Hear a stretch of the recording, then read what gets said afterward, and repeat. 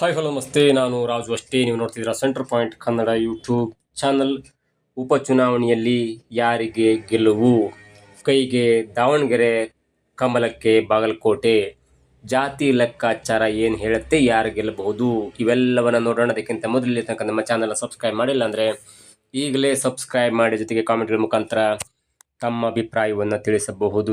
ವೀಕ್ಷಕರೇ, ದಾವಣಗೆರೆಯ ದಕ್ಷಿಣ ಮತ್ತು ಬಾಗಲಕೋಟೆ ವಿಧಾನಸಭಾ ಕ್ಷೇತ್ರಕ್ಕೆ ನಡೀತಾ ಇರುವಂಥ ಈ ಉಪಚುನಾವಣೆ ಇದೀಗ ಆ ಕದನ ಒಂದು ಹಂತಕ್ಕೆ ತಾರಕಕ್ಕೇರಿದೆ ಮತ್ತು ಇದು ಜಿದ್ದಿನ ಚುನಾವಣೆಯಾಗಿದ್ದು ಎರಡೂ ಪಕ್ಷಗಳು ಅಂದರೆ ಕಾಂಗ್ರೆಸ್ ಪಕ್ಷ ಮತ್ತು ಬಿಜೆಪಿ ಪಕ್ಷ ಎರಡೂ ಪಕ್ಷಗಳು ಕೂಡ ಇದೀಗ ನೇರ ಹಣಾಹಣಿಗೆ ತೊಡೆ ತಟ್ಟಿ ನಿಂತಿದೆ. ಅದರಲ್ಲೂ ಮುಖ್ಯವಾಗಿ ಕಳೆದ 2 ದಿನಗಳ ಹಿಂದೆ ಬಿಜೆಪಿ ಆತ್ಮವಿಶ್ವಾಸದಿಂದ ತನ್ನ 2 ಅಭ್ಯರ್ಥಿಗಳ ಟಿಕೆಟನ್ನು ಘೋಷಣೆ ಮಾಡಿತ್ತು. ಆದರೆ ಕಾಂಗ್ರೆಸ್ ಸ್ವಲ್ಪ ಗೊಂದಲದ ನಡುವೆಯೂ ಕೂಡ ನಿನ್ನೆ ತನ್ನ 2 ಕ್ಷೇತ್ರದ ಅಭ್ಯರ್ಥಿಗಳನ್ನು ಘೋಷಣೆ ಮಾಡಿ ಅನುಕಂಪದ ಆಧಾರದ ಮೊರೆ ಹೋಗಿ ದಾವಣಗೆರೆ ದಕ್ಷಿಣ ಕ್ಷೇತ್ರಕ್ಕೆ ಮಲ್ಲಿಕಾರ್ಜುನ ಅಂದರೆ ಶ್ಯಾಮನೂರು ಶಿವಶಂಕರಪ್ಪನವರ ಮೊಮ್ಮಗನಾದಂಥ ಸಮರ್ಥ ಮಲ್ಲಿಕಾರ್ಜುನ ಅವರಿಗೆ ಟಿಕೆಟನ್ನು ಕೊಟ್ಟು ಅನುಕಂಪದ ಆಧಾರದಲ್ಲಿ ಗೆಲುವನ್ನು ಸುಲಭ ಮಾಡಿಕೊಳ್ಳುವ ನಿಟ್ಟಿನ ನಿರ್ಧಾರವನ್ನು ತೆಗೆದುಕೊಂಡ್ರೆ, ಮತ್ತೊಂದು ಕಡೆ ಸ್ವಲ್ಪ ಕಷ್ಟದಾಯಕವಾಗಿರುವಂಥ ಕ್ಷೇತ್ರವಾಗಿರುವಂಥ ಬಾಗಲಕೋಟೆಯಲ್ಲಿ ವೀರಣ್ಣ ಚರಂತಿಮಠ್ ಅವರಿಗೆ ಸ್ವಲ್ಪ ಸವಾಲೊಡ್ಡುವಂಥ ಅಭ್ಯರ್ಥಿ ಅಂದರೆ ಮೇಟಿ ಕುಟುಂಬದ ಉಮೇಶ್ ಮೇಟಿಗೆ ಟಿಕೆಟನ್ನು ಕೊಟ್ಟು 2 ಕ್ಷೇತ್ರವನ್ನು ಗೆಲ್ಲಲೇಬೇಕೆನ್ನುವಂಥ ಪಣವನ್ನು ತೊಟ್ಟಿದೆ ಕಾಂಗ್ರೆಸ್. ಹಾಗಾಗಿ ಈ ಸಲ ಉಪಚುನಾವಣೆಯಲ್ಲಿ ಯಾರಿಗೆ ಗೆಲುವಾಗಬಹುದು, ಯಾವ ಕ್ಷೇತ್ರದಲ್ಲಿ ಬಿಜೆಪಿ ಗೆಲ್ಲಬಹುದು, ಯಾವ ಕ್ಷೇತ್ರದಲ್ಲಿ ಕಾಂಗ್ರೆಸ್ ಗೆಲ್ಲಬಹುದು, ಅಥವಾ 2 ಕ್ಷೇತ್ರವನ್ನು ಕೂಡ ಕಾಂಗ್ರೆಸ್ ಗೆಲ್ಲಬಹುದು ಎನ್ನುವಂಥ ಲೆಕ್ಕಾಚಾರ, ಜೊತೆಗೆ ಜಾತಿ ಲೆಕ್ಕಾಚಾರ ಏನು ಹೇಳುತ್ತೆ, ಜೊತೆಗೆ 2023 ಚುನಾವಣೆಯಲ್ಲಿ ಯಾರಿಗೆ ಎಷ್ಟು ಮತ ಬಂದಿತ್ತು ಮತ್ತು ಎಷ್ಟು ಅಂತರದಿಂದ ಯಾರು ಗೆದ್ದಿದ್ರು ಎನ್ನುವುದನ್ನು ನೋಡ್ತಾ ಹೋಗೋದಾದರೆ, ಮೊದಲು ನಾನು ದಾವಣಗೆರೆಯ ದಕ್ಷಿಣ ಕ್ಷೇತ್ರವನ್ನು ತೆಗೆದುಕೊಳ್ತೇನೆ. ದಾವಣಗೆರೆಯ ದಕ್ಷಿಣ ಕ್ಷೇತ್ರದಲ್ಲಿ ಒಟ್ಟು ಮತದಾರರಿರುವುದು 2,10,708 ಜನ ಮತದಾರರಿದ್ದಾರೆ. ಅದರಲ್ಲಿ ಸರಿಸುಮಾರು 45ರಿಂದ 50 ಸಾವಿರ ಲಿಂಗಾಯತ ಮತದಾರರಿದ್ದಾರೆ. ಅವರು ಲಿಂಗಾಯತರು ಕೂಡ ಜಾಸ್ತಿ ಪ್ರಮಾಣದಲ್ಲಿದ್ದಾರೆ. ಇನ್ನು ಮುಸ್ಲಿಮ್ಸರ ಜನಸಂಖ್ಯೆ ಅಥವಾ ವೋಟರ್ಗಳ ಸಂಖ್ಯೆಯನ್ನು ಗಮನಿಸ್ತಾ ಹೋದರೆ ಎಲ್ಲೋ ಒಂದು ಕಡೆ ಅದು ಕಾಂಗ್ರೆಸ್ಗೆ ಪ್ಲಸ್ ಆಗುವಂಥ ಸಾಧ್ಯತೆ ಇದೆ. ಬರೋಬ್ಬರಿ 65,000ರಿಂದ 70,000ರಷ್ಟು ಮುಸ್ಲಿಂ ವೋಟರ್ಗಳ ಸಂಖ್ಯೆ ಇದೆ. ಅದು ಕಾಂಗ್ರೆಸ್ಗೆ ಒಲಿದು ಬರಬಹುದು ಎನ್ನುವಂಥ ಲೆಕ್ಕಾಚಾರ ಕಳೆದ 2-3 ದಶಕಗಳಿಂದ ಅದು ಸಾಬೀತಾಗ್ತಾನೆ ಬರ್ತದೆ. ಇನ್ನು ಪರಿಷ್ಠ ಜಾತಿಯ ಒಂದು ವೋಟನ್ನು ನೋಡ್ತಾ ಹೋದರೆ 30ರಿಂದ 35 ಸಾವಿರ ಪರಿಶಿಷ್ಟ ಜಾತಿಯ ವೋಟ್ ಇದೆ. ಪರಿಶಿಷ್ಟ ಪಂಗಡಗಳ ಅಂದರೆ ST ವೋಟ್ಗಳು ಈಗ 14ರಿಂದ 15 ಸಾವಿರ ವೋಟ್ಗಳು ಎನ್ನುವಂಥ ಲೆಕ್ಕಾಚಾರ ಸಿಗ್ತದೆ. ಇನ್ನು ದಾವಣಗೆರೆ ಕ್ಷೇತ್ರದಿಂದ ಸ್ಪರ್ಧಿಸುವಂಥ 2 ಅಭ್ಯರ್ಥಿಗಳೊಂದು ಕಾಸ್ಟನ್ನು ನೋಡ್ತಾ ಹೋದರೆ, ಒಬ್ಬರು ಬಿಜೆಪಿಯಿಂದ ಶ್ರೀನಿವಾಸ್ ಹರಿದಾಸಯ್ಯ ಅವರು ST ಕಮ್ಯುನಿಟಿಗೆ ಸೇರ್ತಾರೆ. ಹಾಗಾಗಿ ಅವರಿಗೆ ST ಕಮ್ಯುನಿಟಿಯ ಒಂದು ಬಲವನ್ನು ನೋಡ್ತಾ ಹೋದರೆ ಅವರಿಗೆ 14,000 ಮತಗಳ ಒಂದು ಬೆಂಬಲ ಇದೆ. ಅಂದರೆ ಅವರು ಕಮ್ಯುನಿಟಿಯನ್ನು ಪ್ರತಿನಿಧಿ ಮಾಡುವಂಥವರ ಕಮ್ಯುನಿಟಿಯ ಒಂದು ಜನಸಂಖ್ಯೆಯ ಒಂದು ಮತಗಳು 14,000 ಮತಗಳು ಅಲ್ಲಿವೆ. ಜೊತೆಗೆ ದಾವಣಗೆರೆ ದಕ್ಷಿಣ ಕ್ಷೇತ್ರದಿಂದ ಸ್ಪರ್ಧೆ ಮಾಡ್ತಾ ಇರುವಂಥ SS ಮಲ್ಲಿಕಾರ್ಜುನ್ ಅವರ ಪುತ್ರರಾದಂಥ ಸಮರ್ಥ ಮಲ್ಲಿಕಾರ್ಜುನ್ ಅವರು ಲಿಂಗಾಯತರು. ಅವರಿಗೆ ಅವರದೇ ಆದಂಥ ಕಮ್ಯುನಿಟಿಯ ಒಂದು 50,000 ಮತಗಳಿವೆ. ಜೊತೆಗೆ ಅಲ್ಲಿ ಮುಸ್ಲಿಮ್ಸ್ ಮತ ಇದೆಯಲ್ಲ, 65,000ರಿಂದ 70,000 ಮುಸ್ಲಿಂ ಮತಗಳು ಕಾಂಗ್ರೆಸ್ಗೆ ಬರಬಹುದಾ, ಕಾಂಗ್ರೆಸ್ಗೆ ಮತ ಹಾಕ್ತಾರಾ ಎನ್ನುವಂಥ ಲೆಕ್ಕಾಚಾರ ಆತ್ಮವಿಶ್ವಾಸ ಕಾಂಗ್ರೆಸ್ಸಿಗರಿಗಿದೆ. ಮತ್ತು ಈ ಸಲ ಕಾಂಗ್ರೆಸ್ನ ಕ್ಯಾಂಡಿಡೇಟ್ಗಳು ತಮಗೆ ಒಂದು ಸೀಟನ್ನು ಬಿಟ್ಕೊಡ್ಬೇಕು ಅನ್ನುವಂಥ ಪ್ರಯತ್ನ ಮಾಡ್ತಾನೆ ಇದ್ದರು. ಟಿಕೆಟ್ ಸಿಗಲಿಲ್ಲ. ಆದಾಗ್ಯೂ ಕೂಡ ಅವರು ಇದೀಗ ಕಾಂಗ್ರೆಸ್ ಬಂಡಾಯ ಅಭ್ಯರ್ಥಿಗಳು ಅಂದರೆ ಮುಸ್ಲಿಂ ಅಭ್ಯರ್ಥಿಗಳು ಇದೀಗ ಬಂಡಾಯವನ್ನು ಕೂಡ ಎದ್ದಿದ್ದಾರೆ. ಅದು ಎಷ್ಟರ ಮಟ್ಟಿಗೆ ಕಾಂಗ್ರೆಸ್ಗೆ ನಷ್ಟ ಆಗುತ್ತೆ ಎಲ್ಲೂ ಕೂಡ ಕಾದು ನೋಡಬೇಕಾಗಿದೆ. ಹಾಗಾಗಿ ಕೇವಲ 14,000 ST ಮತದಾರರು, ಜೊತೆಗೆ 30ರಿಂದ 35 ಸಾವಿರ ಪರಿಶಿಷ್ಟ ಜಾತಿಯ ಮತದಾರರು ಶ್ರೀನಿವಾಸ್ ಹರಿದಾಸ್ ಅವರಿಗೆ ಮತ ಹಾಕ್ತಾರಾ, ಅದು ಕೂಡ ಕ್ವಶನ್ ಮಾರ್ಕ್ ಇದೆ.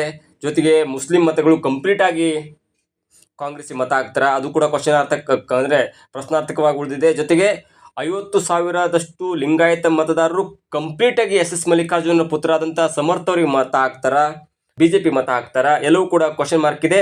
ಹಾಗಾಗಿ ಯಾರು ಯಾವ ಕಡೆ ವಾಲ್ತಾರೆ ಅನ್ನೋದು ಕೂಡ ಪ್ರಶ್ನಾರ್ಥಕ ಚಿಹ್ನೆ ಆಗಿ ಉಳಿದ್ರ ಜೊತೆಗೆ ಈ ರೆಬಲ್ ಆಗಿರುವಂಥ ತನಗೆ ಟಿಕೆಟ್ ಬೇಕು, ತಮ್ಮ ಸಮುದಾಯಕ್ಕೆ ಟಿಕೆಟ್ ಬೇಕು ಅನ್ನುವಂಥ ಬೆಂಬಲ ಅಂದರೆ ದುಂಬಾಲು ಬಿದ್ದಿರುವಂಥ ಮುಸ್ಲಿಂ ವೋಟರ್ಸ್ಗಳು, ಸಮುದಾಯದ ಮುಖಂಡರು ಯಾವಾಗ ಬಿಜೆಪಿ ಮತ ಹಾಕ್ತಾರ ಅಥವಾ ಕಾಂಗ್ರೆಸ್ ಅನ್ನು ಸೋಲಿಸಬೇಕು ಅನ್ನೋ ಪಣವನ್ನು ತೊಟ್ಟಿದ್ದಾರೆ ಎಲ್ಲೂ ಕೂಡ ಇದೀಗ ಸಮಸ್ಯೆಗೆ ಎಡೆ ಮಾಡಿಕೊಡ್ತಿದೆ. ಅಲ್ಲಿ SDPI ಅಭ್ಯರ್ಥಿ ಕಣಕ್ಕಿಳಿದಿರುವುದು ಕೂಡ ಇದೀಗ ಕಾಂಗ್ರೆಸ್ಗೆ ದೊಡ್ಡ ತಲೆನೋವಾಗಬಹುದು. ಆದರೆ ಎಲ್ಲವೂ ಅಂದುಕೊಂಡಂತೆ ಆದರೆ ಎಸ್ ಮಲ್ಲಿಕಾರ್ಜುನ್ ಅವರ ಒಂದು ಚುನಾವಣಾ ಲೆಕ್ಕಾಚಾರ ಜೊತೆಗೆ DK ಶಿವಕುಮಾರ್ ಅವರ ಪ್ರತಿಷ್ಠೆಯ ಒಂದು ಕ್ಷೇತ್ರವಾಗಿರುವಂಥ ಈ ದಾವಣಗೆರೆಯ ಸೌತ್ ಕ್ಷೇತ್ರ ಇದೆಯಲ್ಲ, ಅದು DK ಶಿವಕುಮಾರ್ ಅವರಿಗೆ ಒಂದು ಪ್ರತಿಷ್ಠೆಯ ಕಣವಾಗಿದೆ. ಬಾಗಲಕೋಟೆ ಅದು ಸಿದ್ದರಾಮಯ್ಯವರು ಬಿಟ್ಟುಕೊಟ್ಟಿದ್ದಾರೆ. ಆದರೆ ದಾವಣಗೆರೆಯ ದಕ್ಷಿಣ ಕ್ಷೇತ್ರವನ್ನು ಗೆಲ್ಲೇಬೇಕೆನ್ನುವಂಥ ಪಣಕ್ಕೆ DK ಶಿವಕುಮಾರ್ ಅವರು ಬಂದಿದ್ದರಿಂದ ಎಲ್ಲೋ ಒಂದು ಕಡೆ ಇದು ಕಾಂಗ್ರೆಸ್ಗೆ ಒಂದು ಸ್ವಲ್ಪ ಪ್ಲಸ್ ಆಗ್ಬೋದು. ಈ ಹಿಂದೆ 2023 ಚುನಾವಣೆಯನ್ನು ಗಮನಿಸ್ತಾ ಹೋದರೆ ಕಾಂಗ್ರೆಸ್ ಪಕ್ಷದ ಅಭ್ಯರ್ಥಿಯಾಗಿರುವಂಥ ದಿವಂಗತ ಶಾಮನೂರು ಶಿವಶಂಕರಪ್ಪನವರಿಗೆ 84,000 ಮತ ಬಂದಿತ್ತು. ಅವರ ಪ್ರತಿಸ್ಪರ್ಧಿಯಾಗಿರುವಂಥ BJPಯ ಅಜಯ್ ಕುಮಾರ್ BG ಅವರಿಗೆ 56,000 ಮತ ಬಂದಿತ್ತು. ಹಾಗಾಗಿ ಒಂದು 28-30,000 ವೋಟ್ಗಳ ಒಂದು ಡಿಫರೆನ್ಸ್ ಇತ್ತು. ಆದರೆ ಆ ವೋಟ್ಗಳ ಡಿಫರೆನ್ಸ್ ಜಾಸ್ತಿ ಆಗತ್ತಾ ಕಡಿಮೆ ಆಗತ್ತೆ ಈ ಸಲ ಎಲ್ಲವೂ ಕೂಡ ಕಾದು ನೋಡಬೇಕು. ಒಂದು ವೇಳೆ ಮುಸ್ಲಿಂ ಸಮುದಾಯದ ಮತಗಳು ಏನಾದರೂ ತಟಸ್ಥವಾಗದೆ ಅಥವಾ ಜಮೀರ್ ಅಹಮದ್ ಅವರು ಏನಾದರೂ ಒಂದು ಕೆಲಸ ಮಾಡಿಕೊಂಡು ಅವರನ್ನು ಸಮಾಧಾನ ಪಡಿಸುವಲ್ಲಿ ವಿಫಲರಾದರೆ ಆಗ BJPಗೆ ಗೆಲುವು ಸ್ವಲ್ಪ ಸನಿಹವಾಗಬಹುದು. ಇಲ್ಲ ಅಂದಿದ್ರೆ ನಿರಾಶಯವಾಗಿ ಸಮರ್ಥ್ ಮಲ್ಲಿಕಾರ್ಜುನ್ ಅವರು ಈ ದಾವಣಗೆರೆಯ ದಕ್ಷಿಣ ಕ್ಷೇತ್ರವನ್ನು ಗೆಲ್ಲುವುದರಲ್ಲಿ ಯಾವುದೇ ಸಂಶಯ ಬೇಡ. ಆದರೆ ಗೆಲುವಿನ ಅಂತರ ಹೆಚ್ಚು ಕಡಿಮೆ ಆಗ್ಬೋದೇ ಹೊರತು ಗೆಲುವು ಅವರಿಗೆ ದಕ್ಕತ್ತೆ, ಇದರಲ್ಲಿ ಯಾವುದೇ ಸಂಶಯ ಬೇಡ. ಆದರೆ ಯಾವ ಕಾರಣಕ್ಕಾಗಿ ಮುಸ್ಲಿಂ ವೋಟರ್ಸ್ ಇದ್ದಾರಲ್ಲ ಅವರ ಒಂದು ನಿರ್ಧಾರ ಎಲ್ಲಿಗೆ ಹೋಗಿ ನಿಲ್ಲತ್ತೆ, ಚುನಾವಣೆಯ ತನಕ ಅದು ಬದಲಾವಣೆಯಾಗತ್ತಾ, ಬದಲಾವಣೆ ಆಗದೆ ಹೀಗಿದ್ರೆ ಏನಾಗ್ಬೋದು ಎನ್ನುವಂಥ ಒಂದು ಲೆಕ್ಕಾಚಾರ ಇದೆ. ಆದರೆ ಒಂದು ಲೆಕ್ಕಾಚಾರ ಪ್ರಕಾರ ಪರಿಶಿಷ್ಟ ಜಾತಿಯ ಪಂಗಡದ ಅಭ್ಯರ್ಥಿಯಾಗಿರುವಂಥ ಶ್ರೀನಿವಾಸ್ ಹರಿಪ್ರಸಾದ್ ಅವರಿಗೆ ಒಂದು ಒಳ್ಳೆ ಇಮೇಜ್ ಇದೆ. ಜೊತೆಗೆ ಅನೇಕ ಮುಸ್ಲಿಂ ಮುಖಂಡರಾಗಿರ್ಬೋದು, ಕಾಂಗ್ರೆಸ್ ಪಕ್ಷದ ಅನುಯಾಯಿಗಳು ಕೂಡ ಹೇಳ್ತಾ ಇದ್ರೆ ಕುಟುಂಬ ರಾಜಕಾರಣವನ್ನು ಬಿಟ್ಟು ಒಬ್ಬ ಸಾಮಾನ್ಯ ಅಭ್ಯರ್ಥಿಗೆ ಟಿಕೆಟ್ ಕೊಟ್ಟಂತೆ BJPಗೆ ನಾವು ಸೆಲೆಕ್ಟ್ ಹೊಡಬೇಕೆನ್ನುವಂಥ ಮಾತನ್ನು ಅನೇಕ ಕಾಂಗ್ರೆಸ್ ಸಪೋರ್ಟರ್ಗಳು ಕೂಡ ಹೇಳ್ತಾ ಇದ್ದಾರೆ. ಆ ಲೆಕ್ಕದಲ್ಲಿ ಒಂದು ಲೆಕ್ಕದ ಪ್ಲಸ್ ಆದರೂ ಕೂಡ ಈ ಜಾತಿ ಲೆಕ್ಕಾಚಾರವನ್ನು ನೋಡ್ತಾ ಎಲ್ಲೋ ಒಂದು ಕಡೆ ಕಾಂಗ್ರೆಸ್ಗೆ ಇದು ಪ್ಲಸ್ ಆಗಬಹುದು. ಇನ್ನು ಬಾಗಲಕೋಟೆ ವಿಧಾನಸಭಾ ಕ್ಷೇತ್ರವನ್ನು ನೋಡ್ತಾ ಹೋದರೆ ಬಾಗಲಕೋಟೆಯಲ್ಲಿ ವೀರಣ್ಣ ಚರಂತಿಮಠ್ ಅವರಿಗೆ ಸಾರಾಸಾಗಟ್ಟಾಗಿ ಟಿಕೆಟನ್ನು ಘೋಷಣೆ ಮಾಡ್ತು. ಅವರು ಕೂಡ 2023ರಲ್ಲಿ ಸ್ವಲ್ಪ ಅಂತರದಲ್ಲಿ ಸೋತಿದ್ರು. ಜೊತೆಗೆ ಅವರಿಗೆ ಅವರ ಸಹೋದರರಾದಂಥ ಮಲ್ಲಿಕಾರ್ಜುನ್ ಚರಂತಿಮಠ್ ಅವರು ವಿರೋಧಿಯಾಗಿ ನಿಂತು ಅಥವಾ ಇಂಡಿಪೆಂಡೆಂಟ್ ಆಗಿ ನಿಂತು ಚರಂತಿಮಠ್ ಅವರಿಗೆ ಬರಬೇಕಂತ ಓಟನ್ನು 10,000 ಓಟನ್ನು ತನ್ನ ಕಡೆ ಸೆಳೆದುಕೊಂಡ ಒಂದು ಪರಿಣಾಮವಾಗಿ HY ಮೇಟಿ ಅವರು 5,000 ಮತಗಳ ನಂತರ ಗೆದ್ದರು. ಆದರೆ ಅವರ ನಿಧನದ ನಂತರ ಅವರ ಮನೆಯಲ್ಲಿ 4 ಜನ ಅಭ್ಯರ್ಥಿಗಳಿದ್ರು. ಅವರಲ್ಲಿ ಟಿಕೆಟ್ ಬೇಕು ತನಗೆ ಬೇಕು ಅನ್ನುವಂಥ ಲೆಕ್ಕಾಚಾರ ಇದ್ರೂ ಕೂಡ ಯಾರಿಗೂ ಟಿಕೆಟ್ ಸಿಗದೆ ಕಿರಿಯ ಪುತ್ರ ಆದಂಥ ಉಮೇಶ್ ಮೇಟಿ ಅವರಿಗೆ ಈಗ ಟಿಕೆಟ್ ಸಿಕ್ಕಿದೆ. ಅಲ್ಲೂ ಕೂಡ ಜಾತಿ ಲೆಕ್ಕಾಚಾರ ದೊಡ್ಡದಾಗಿದೆ. ಯಾಕಂದರೆ ಅಲ್ಲಿ ಬಾಗಲಕೋಟ ಒಂದು ವಿಧಾನಸಭಾ ಕ್ಷೇತ್ರದಲ್ಲಿ 2,45,532 ವೋಟ್ಗಳ ಸಂಖ್ಯೆ ಇದೆ. ಅಷ್ಟು ಜನ ಮತ ಹಾಕ್ಬೋದು, ಅಷ್ಟು ಜನ ರೈಟ್ಸ್ ಇದೆ ಮತ ಹಾಕಲಿಕ್ಕೆ. ಅದರಲ್ಲಿ ನಾವು ಜಾತಿ ಲೆಕ್ಕಾಚಾರವನ್ನು ನೋಡ್ತಾ ಇದ್ರೆ 75,000ದಷ್ಟು ಲಿಂಗಾಯತ ವೋಟ್ಸ್ಗಳಿದೆ. ಮುಸ್ಲಿಂ ವೋಟ್ಗಳ ಸಂಖ್ಯೆ 30,000 ಪ್ಲಸ್ ಇದೆ.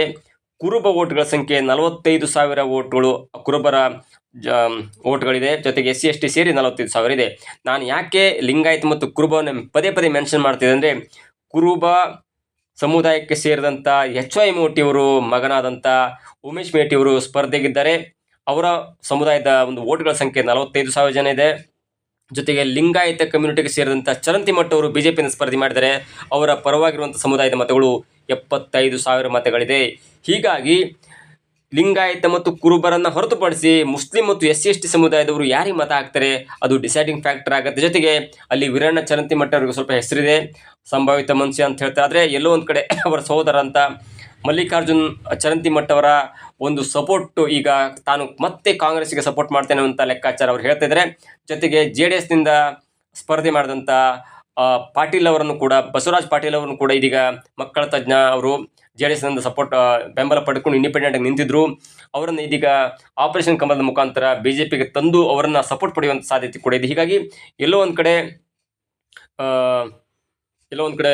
ಇಲ್ಲಿ BJP ಗೆಲ್ಲಬಹುದಾದಂಥ ಸಾಧ್ಯತೆ ಇದೆ ಅಂತ ಹೇಳ್ಬೋದು.